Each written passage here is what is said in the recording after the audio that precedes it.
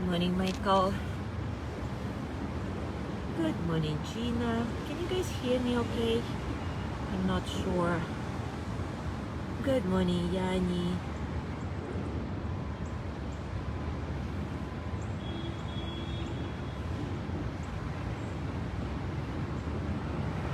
Good morning, Sandra. Good morning, Zazu.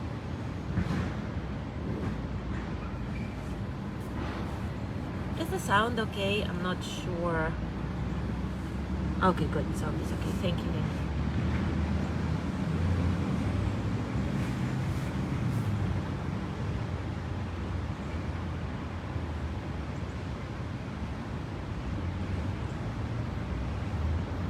It still tickles me that it made it at 6:30 and then Cozumel at 7:30.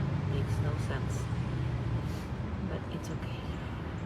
Not everything has to make sense, right?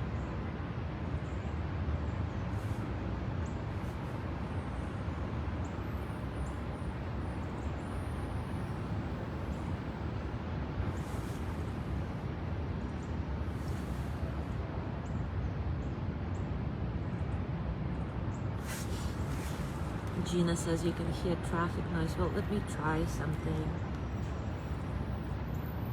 No, it's probably traffic, not the wind. Now, is it better?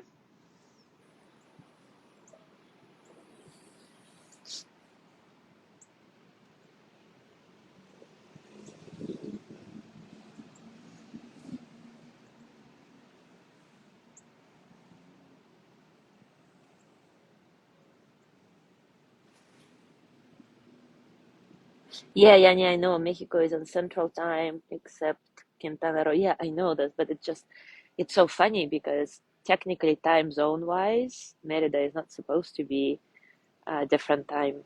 Anyway, um, what did I want to say? This is time for us to start. Duh.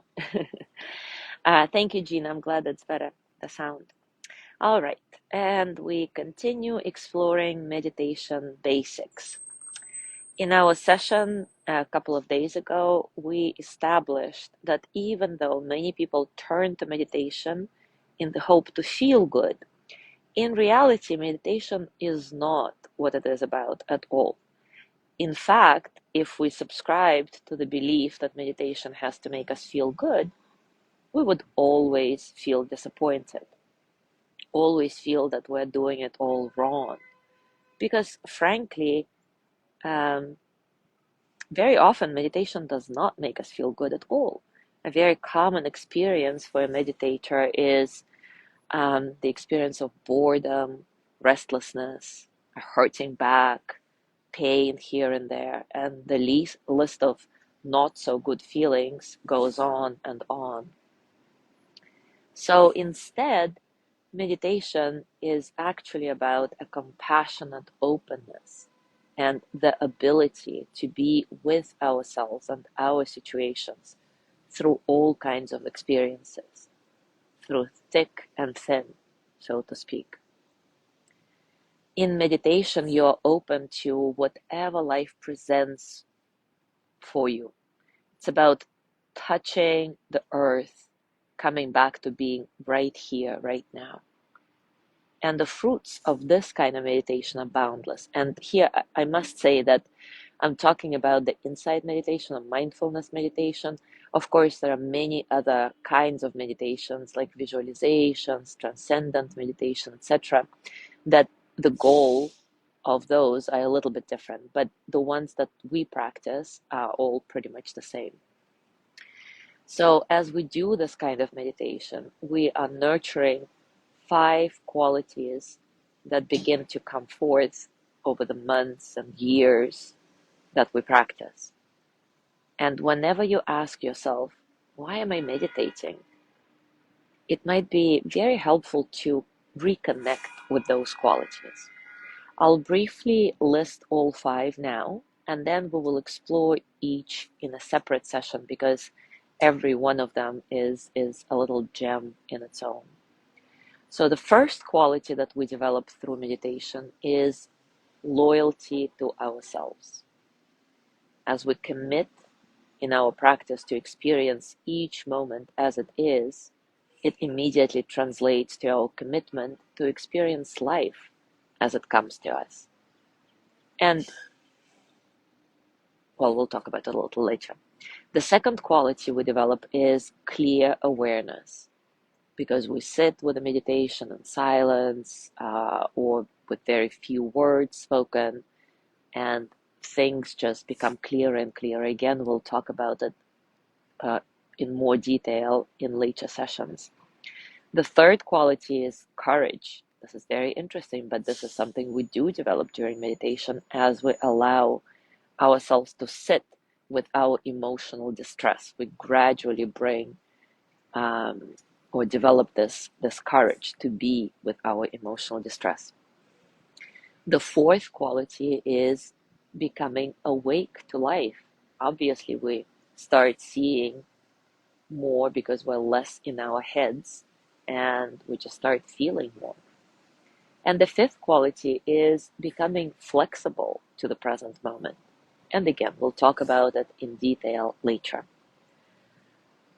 So today, let's focus on the first one, the first quality, developing loyalty to ourselves through meditation practice. It basically means that when you sit down to meditate and you allow yourself to experience what's happening in that moment, which could be your mind doing 100 miles, going 100 miles an hour, your body twitching, your head pounding, your heart full of fear, whatever comes up, you still stay with the experience. That's it. Sometimes you can sit there for an hour and it doesn't get any better. And often in these situations, we say to ourselves, wow, that was a bad meditation session. But is it truly so? Not at all. Because when you simply stay with all these experiences in your meditation, you develop this nurturing quality of loyalty and perseverance towards yourself. And as you learn to do this in meditation, you become more able to persevere through all kinds of situations, good, bad, and ugly, outside of your meditation practice in real life. So technically, meditation becomes this training ground for real life. So now let's do a short clouds in the sky practice together, keeping in mind this first quality of the meditation journey, developing loyalty to yourself through meditation, allowing whatever happens during this exercise to be just as it is, allowing yourself to be just as you are, no judgment, simply sitting through it. So take a comfortable position, settle in, allow your breath to be soft and easy, natural.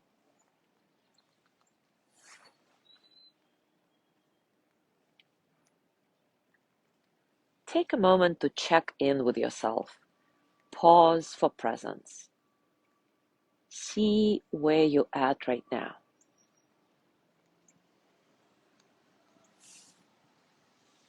Sweep your body from top to bottom or from bottom to top, scanning for various sensations, physical, emotional, mental. What is the strongest experience you're feeling at this very moment? And can you contact this experience non-verbally? Just get a felt sense of what's happening.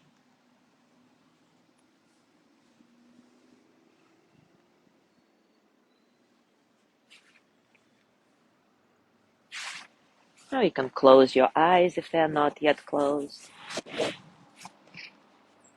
And imagine that you're looking up at the sky, watching clouds pass by.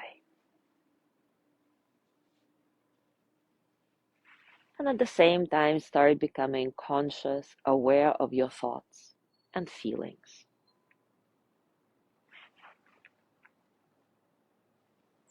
Each time a thought pops into your head, imagine placing it on one of these clouds and allow it to float on by.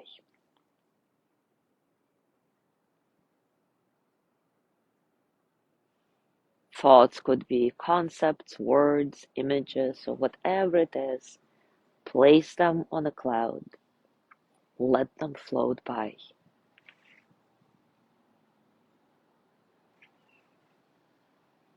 The goal here is to continue watching the sky and to allow the clouds to keep moving by. Nothing is stuck. Although sometimes an occasional thought, an occasional cloud may get stuck somewhere in the middle. You may find yourself thinking through this thought. If you notice that, see if you can imagine yourself back on the ground, watching the sky, allowing this cloud to go by as well.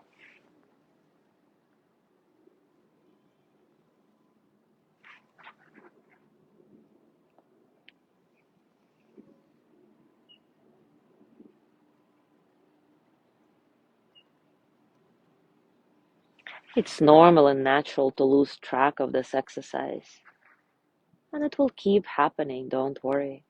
No judgment. So when you notice yourself losing track, simply bring yourself back, watching the clouds, watching the sky. Let the clouds float at their own pace,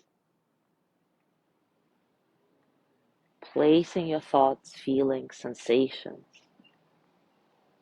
on each cloud. Allow it to float by.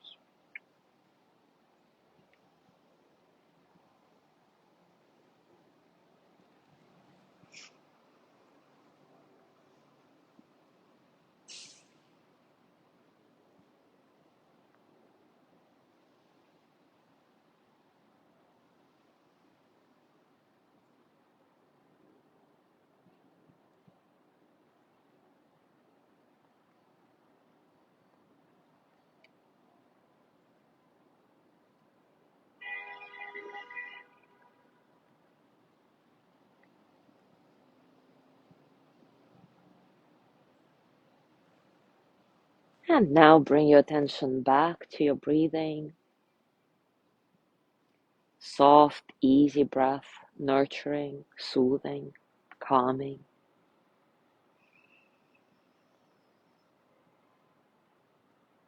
Bring your awareness back to this moment,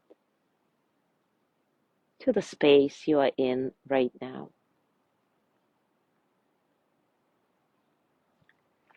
And as you go through your day today, I invite you to reflect on our session today. Think of how your meditation practice, which we've been doing now for, this is our third year together, and I'm sure I know some of you have had meditation practice before. So how has it contributed to your loyalty to yourself? Maybe you haven't even noticed it before, maybe you have, but doing meditation day in and day out creates this commitment to ourselves, loyalty to ourselves, not only in meditation, but in real life. So what is it for you? As always, I would be happy to know what it is for you in the comments, but it's very personal. If you don't want to share, that's totally fine too. Thank you for being here today. Have a gorgeous day, and I will see you on Saturday. Tomorrow is Lorna's breathing practice. Enjoy that too. Bye.